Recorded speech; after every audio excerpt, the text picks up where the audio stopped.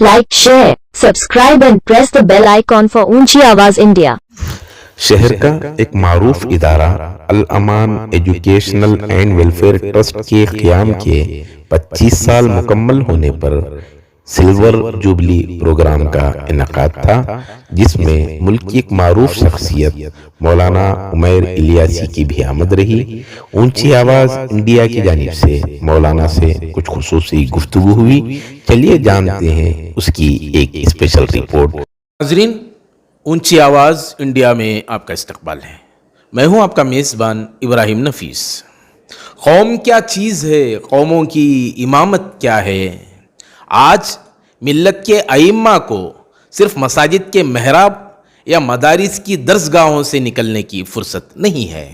चलिए जानते हैं इस खुसूस में ऑल इंडिया इमाम ऑर्गेनाइजेशन के सदर मोहतरम मौलाना उमैर इलियासी, जो मुल्क की एक मारूफ शख्सियत हैं, अइम्मा-ए कराम के मसाइल पर गहरी नज़र रखते हैं और मिल्लत के मसाइल पर बहुत गहरी सोच रखते हैं।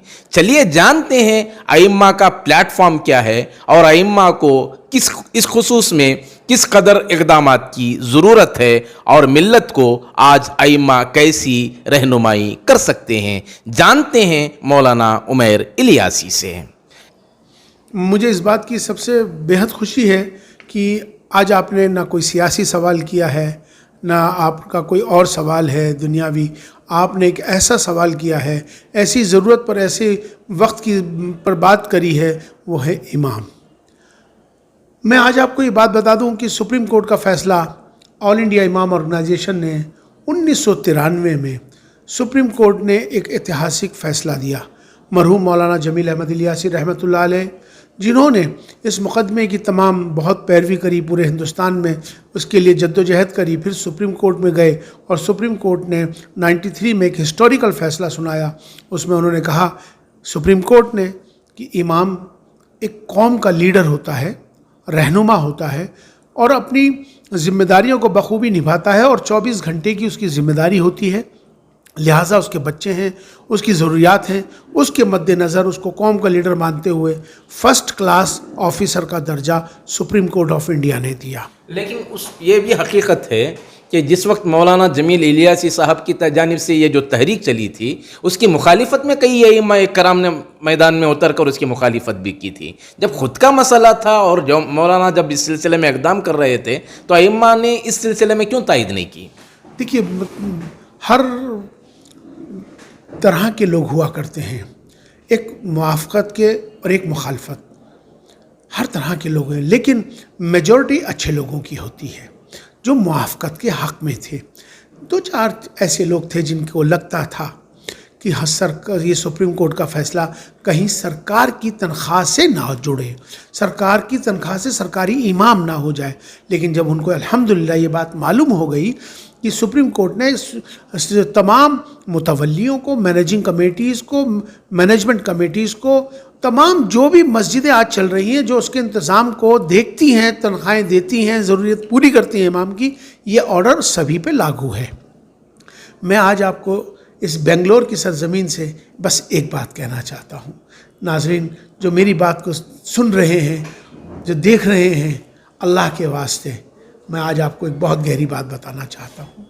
इमाम मज़लूम है, इमाम साबिर है। आज इमाम के हालात बहुत कमज़ोर हो चुके हैं। भारत के अंदर 5.5 लाख मस्जिदें हैं। अल्हम्दुलिल्लाह पूरी दुनिया का सबसे बड़ा, दुनिया के अंदर मुल्क है जहाँ पर 5.5 लाख मस्जिदें हैं। अब सोचिए, एक इमाम जो 24 घंटे की ड्यूटी देता है और वो इमाम जो अपने बीवी हैं, बच्चे हैं, उनकी ज़रूरतें हैं। मुझे उस वक्त दर्द होता है। अभी मैं ख़ास बेंगलोर की बात करूं कि जब सड़कों पे निकलता हूं, यहाँ बड़े बड़े लोग अपने आप को बड़ा कहते हैं और करोड़ों करोड़ों रुपए से मस्जिदें तामीर कर रहे हैं, बड़े बड़े बिल्डर हैं अपनी शान बनाने के लिए। लेकिन मुझे इस बात का दुख है कि उस मस्जिद में, जिस मस्जिद के अंदर इमाम दुआ करा रहा है, वो इमाम जो आपके जीने से लेकर मरने तक आपके हर साथ में खड़ा है, जनाजे की नमाज हो या आपकी कोई भी नमाज की इमामत करता हो, उसकी जो ज़रूरतें हैं आज इतनी कम हो चुकी हैं, उनके हालात इतने कमज़ोर हो चुके हैं कि उनकी ज़िंदगी बसर करने के लिए बहुत तकलीफ़ आ रही है।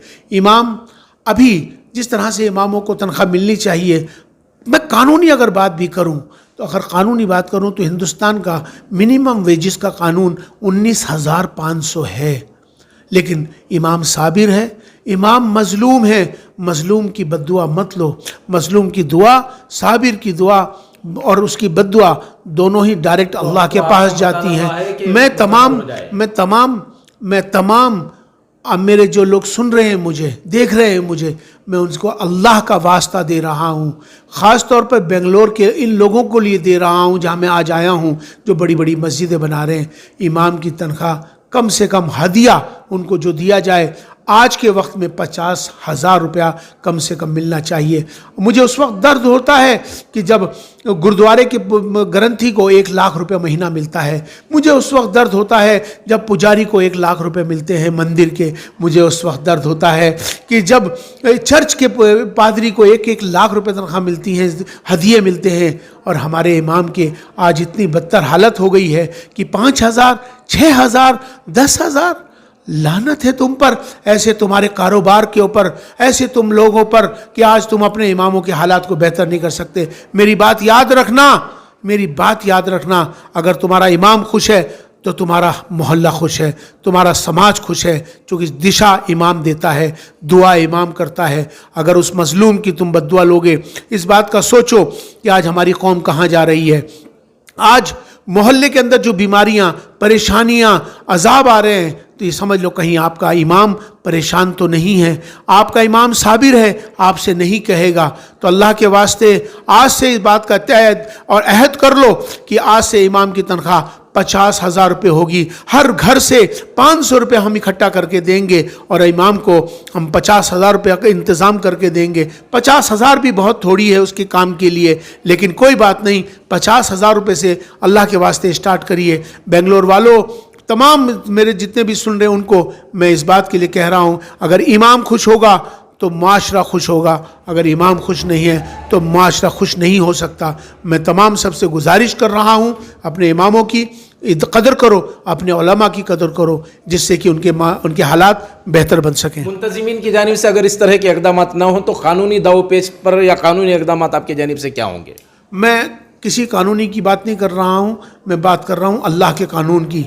अल्लाह के कानून को मानो। अल्लाह के यहाँ इंसाफ है, अल्लाह के यहाँ अदल है। अगर आज आपने इमामों के साथ अदल नहीं किया, इंसाफ नहीं किया, तो पकड़ उस मुतवल्ली की होगी जो मस्जिद का मुतवल्ली बना हुआ है, मस्जिद की कमेटियों के चेयरमैन बने हुए हैं, वक्फ बोर्ड के चेयरमैन बने हुए हैं, अपने आप को सफ़ेद कॉलर, अपने आप को कपड़े पहन के घूमते हैं, गाड़ियों में घूमते हैं। इमामों के हालात इतने ख़राब हो चुके हैं, जवाब अल्लाह के यहाँ देना पड़ेगा। इसलिए मैं तमाम सबसे कहना चाहता हूँ कि इमामों के हालात को सुधारो।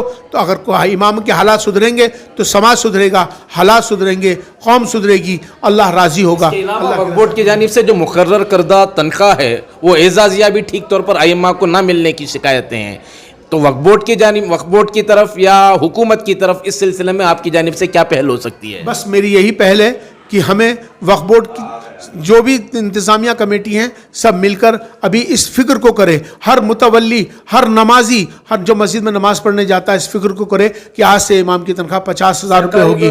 हमें सरकार से कोई डिमांड नहीं है, हमारी तनख्वाह, हमारी डिमांड हर नमाजी से है, हर मुसलमान से है। बहुत बहुत शुक्रिया।